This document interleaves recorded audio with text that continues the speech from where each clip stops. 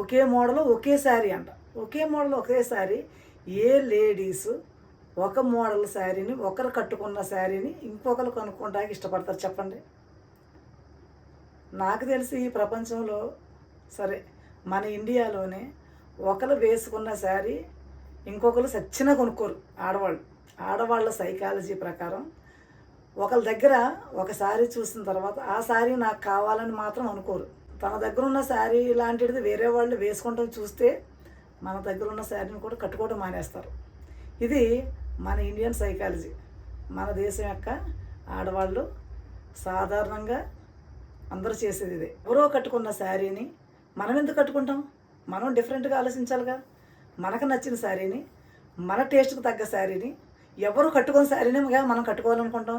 ఎవ్వరు కట్టుకోని శారీ కోసమే మన షాప్కి వెళ్ళి అడుగుతాం. అటువంటిది ఆన్లైన్లో 10 మంది కట్టుకున్న చీర, 100 మంది కట్టుకున్న చీర కొనుక్కోవాలని ఎందుకు అనుకుంటాం? ఆడవాళ్ళు సైకాలజీ ఎప్పటికీ మారదు.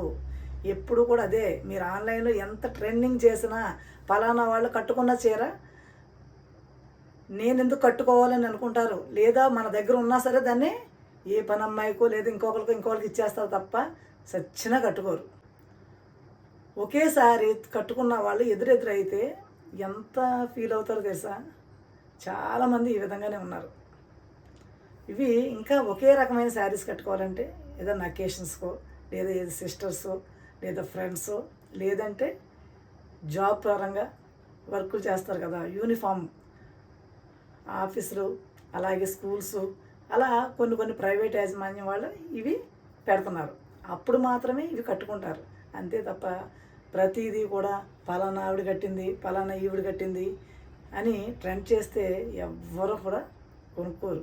మీరు ఏది వాళ్ళ మైండ్లో ఇంక్లూడ్ చేస్తే అదే చేస్తారని అనుకోకండి. శారీస్ విషయంలో ఆడవాళ్ళు ఎప్పటికీ కూడా తప్పుడు నిర్ణయాలు తీసుకోరు. ఒకరు కట్టుకున్న శారీని ఇంకొకరు కట్టుకోరు.